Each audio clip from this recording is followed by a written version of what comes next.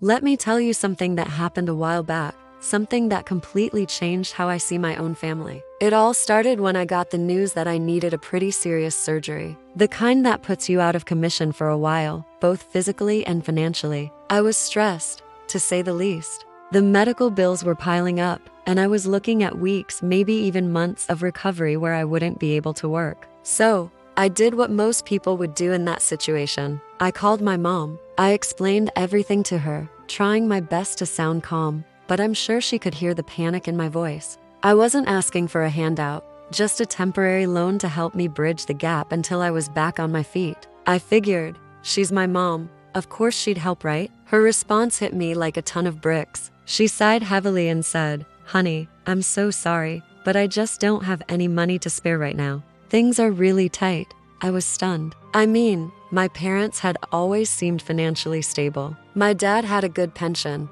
and my mom was always talking about their investments. But I didn't want to push. I felt embarrassed for even asking. So I just said, "Oh, okay, Mom. I understand." And we ended the call. I felt so alone. I had to scramble, taking out a high-interest loan and maxing out my credit cards just to cover the surgery and my living expenses. The recovery was brutal, not just physically, but emotionally. The stress of the debt was crushing, and the feeling of being turned down by my own mother in my time of need just festered. I tried to push it aside, telling myself she must have been telling the truth. Maybe they had hit a rough patch I didn't know about. I tried to give her the benefit of the doubt. Fast forward about 2 months. I was still recovering, still hobbling around, and scrolling through Instagram to pass the time. That's when I saw it. A post from my cousin. It was a picture of my mom, standing in her driveway, beaming, with her arms thrown wide, and right behind her, a brand new, top-of-the-line luxury SUV, the kind with all the bells and whistles. It was gleaming, with a giant red bow on the hood. The caption read, "Andy Carroll is so happy with her new ride.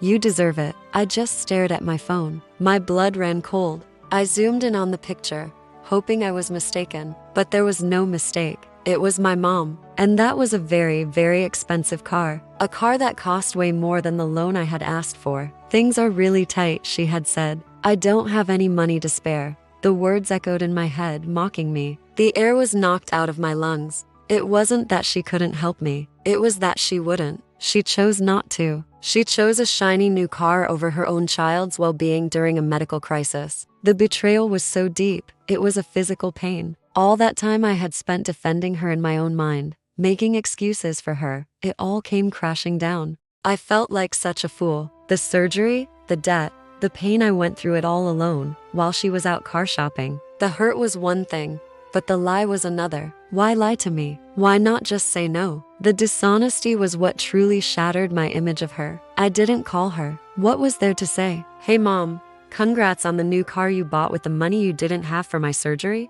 I couldn't bring myself to do it. The conversation would just be full of more excuses, more justifications, and frankly, I didn't have the energy for it. Instead, I just went quiet. When she'd call and ask why I wasn't talking to her, I'd give short, non-committal answers. "I'm busy. I'm tired." The distance grew, and it was a distance created entirely by her choices. Eventually, the topic of the car did come up. During a family get-together, she proudly showed it off to me. "Isn't she a beauty?" she asked, patting the hood. I just looked at her, and then at the car, and I think for the first time, she saw the coldness in my eyes. I didn't say anything congratulations. I just nodded and said, "It's a nice color." The awkward silence that followed was deafening. I think in that moment, she knew that I knew, but she never acknowledged it. She never apologized. That incident drew a line in the sand for me. It taught me a hard lesson about family and money. Sometimes the people you think will be there for you no matter what won't be. And it's not always because they can't. Sometimes it's because they have different priorities. My priority was my health and survival. Hers was a luxury item. And that realization, while incredibly painful, was also liberating. It freed me from the expectation that I could or should rely on her. I focused on myself. I worked my tail off to pay down that debt. It was a long, hard road, but every payment I made felt like a victory. I was proving to myself that I could do it on my own. I was my own safety net. My relationship with my mom has never been the same. It's superficial now. We talk about the weather. We exchange pleasantries at holidays, but the deep, trusting connection we once had is gone. I mourn the loss of the mother I thought I had, but I can't go back to pretending. That shiny new car in her driveway is a constant reminder. It's a symbol not of her success, but of her choice. A choice that showed me her true priorities. It taught me that self-reliance is the most valuable asset you can have. It's a tough lesson to learn, especially from your own mother,